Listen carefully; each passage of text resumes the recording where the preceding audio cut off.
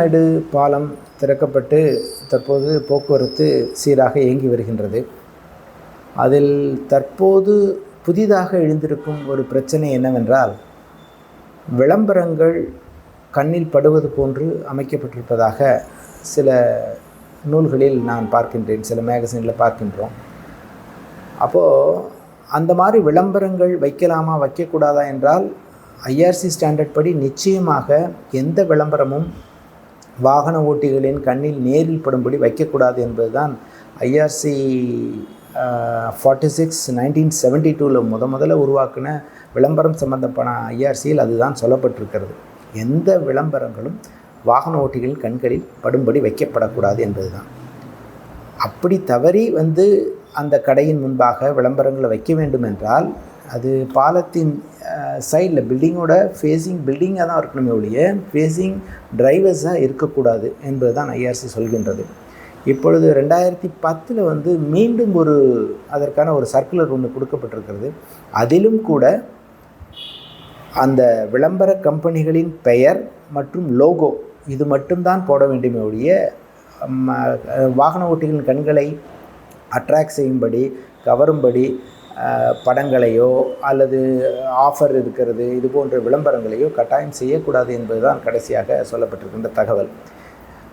ஏன் இவ்வாறு சொல்கின்றார்கள் என்றால், உதாரணத்திற்கு இப்போ நமது ஜிடி நாயுடு மேம்பாலத்தில் செல்லும் பொழுது வாகன வேகம் 60 கிலோமீட்டர் அதிகபட்சமாக அங்கே போட்டிருக்கிறார்கள். நீங்கள் எல்லாம் பார்த்துருப்பீர்கள்.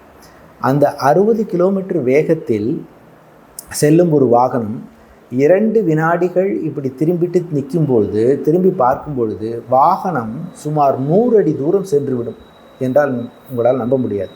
அதாவது 33 மீட்டர் 2 வினாடிகள் திரும்பிவிட்டு விளம்பரங்களை பார்த்துவிட்டு சாலையை பார்க்கும்பொழுது 100 அடி தூரம் சென்றுவிடும் என்றால், முன்னால் செல்லக்கூடிய வாகனங்கள் நாம் செல்லும் வேகம் இவற்றுக்கெல்லாம் கூட்டி கழித்து பார்த்தோமானால் நிச்சயமாக விபத்து ஏற்படுவதற்கான வாய்ப்புகள் மிகவும் அதிகமாக இருக்கின்றன. எனவே தான் இது போன்ற விளம்பரங்கள் வாகன ஓட்டிகளின் கண்களில் படும்பாறு வைக்கக்கூடாது என்பது சட்டமாக ஏற்றியிருக்கிறார்கள். இது கூட பகல் நேரத்தில் கூட பரவாயில்லை, இரவு நேரங்களில் ஒளிரும் விளக்குகளுடன் கூடிய விளம்பரங்கள் நிச்சயமாக வைக்கக்கூடாது என்பது தான் இந்தியன் ரோட்ஸ் காங்கிரஸும் சொல்கின்றது, தற்போது கிடைக்கக்கூடிய சர்க்குலரும் சொல்கின்றது. இன்றைய காலகட்டங்களில் 2022 23, 24 ஆகிய காலங்களில் நடந்த விபத்துக்களில் பெரும்பாலும் ரியர் எண்ட் கொலிஷன் என்று சொல்வார்கள். வாகனங்கள் பின்னால் சென்று இடிக்கக்கூடிய விபத்துக்கள் அதிகமாக ஆகின்றன. அதற்கு காரணம் வாகன ஓட்டிகளின் கவனங்கள் திருப்பப்படுவதற்கு தான் காரணம். எனவே தான் விளம்பரங்கள் அதற்கு ஒரு காரணமாக ஆகிவிடக்கூடாது என்பதற்காகத்தான் விளம்பரங்கள் இவ்வாறு வாகன ஓட்டிகள் பார்வையில் வைக்கக்கூடாது என்பது சட்டமாக இருக்கிறது. பாலத்தின் மேல் செல்லும் பொழுது அவர்களுக்கு எந்தவித இடையூறும் இல்லை என்னும் பொழுது கட்டாயம் அவருடைய பார்வை விளம்பரத்தின் மீது தான் இருக்கும்.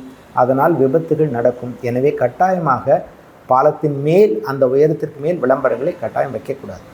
பாலம் இடதுபுறம் திரும்புகின்றது என்பதற்காக செவரான் போர்ட்ஸ் வைத்திருப்பார்கள். வேகத்தை குறைக்க வேண்டும் என்பதற்காக மெதுவாக செல்லவும் அல்லது வேகத்தடை இருக்கிறது போன்ற எச்சரிக்கை குறியீடுகள் மட்டுமே பாலத்தின் மேல் அமைக்கப்படும். உதாரணத்திற்கு நம்ம பாலத்தில் பார்த்துக்கிட்டோம்னா, நவ இந்தியாவிலிருந்து சாலை சேர்கிறது என்று ஒரு எச்சரிக்கை பலகை வைத்திருப்பார்கள்.